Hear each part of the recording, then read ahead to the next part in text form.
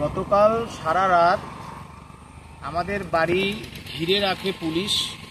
সকাল হওয়ার আগেই দরজা খোলার চেষ্টা করে, তারপরে সারা বাড়ি চিরুনি তল্লাশি করে আমাকে যখন না পায় তখন প্রত্যেকটা রাস্তা অলি গলি পুলিশে ছয়লাপ হয়ে যায়।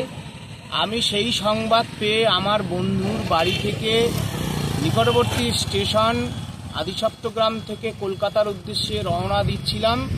তখন 3 অজ্ঞাত পরিচয় ব্যক্তি আমাকে তুলে নেন।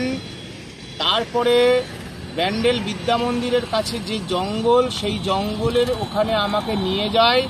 তারপরে আমি জানতে পারি বিভিন্ন প্রশাসনের পক্ষ থেকে ফোন আসে, তারা আমাকে আবার গাড়ি করে মগরার যে ব্রিজ, সেই ব্রিজের উপরে দাঁড়িয়ে থাকা মগরা পুলিশের যে পুলিশ ভ্যান, সেই ভ্যানে আমাকে তুলে দেন।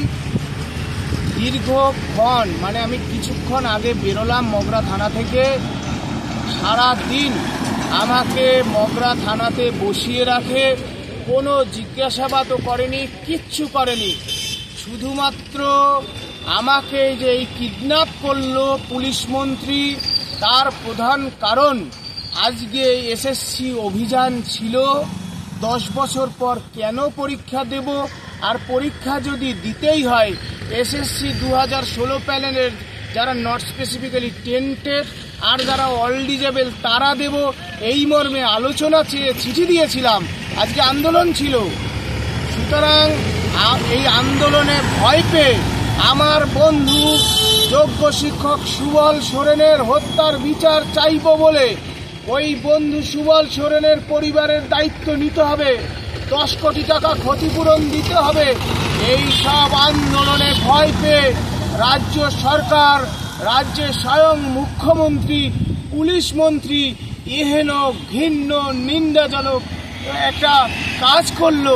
রাজ্যের যোগ্য শিক্ষকের চাকরি খাওয়ার পরে তাকে হাইজ্যাক করতে হলো পুলিশ মন্ত্রীকে, যিনি আন্দোলনের দোহাই দেন, তিনি আন্দোলন ভাঙার জন্য এরকম ঘৃণ্য প্রচেষ্টা করছেন। আমি পুলিশ মন্ত্রীকে ধিক্কার জানাই। এইটুকুই বলতে চাই, আন্দোলন আরো তীব্রতর হবে। যোগ্যদের চাকরি না ফিরলে আন্দোলন আরো তীব্রতর হবে। এইটুকুই আজকের দিনে বলি। রাজ্য সরকারের পুলিশ মন্ত্রী, পুলিশ প্রশাসনের ভূমিকা অত্যন্ত ধিক্কারজনক। রাজ্যে আইন শৃঙ্খলা নেই।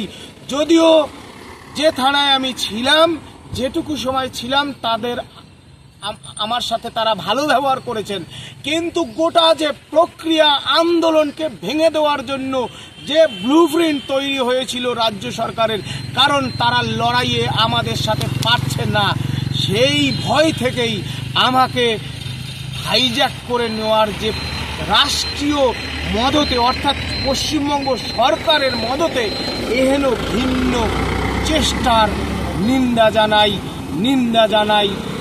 জানাই, ধিক্কার জানাই পুলিশ মন্ত্রীকে।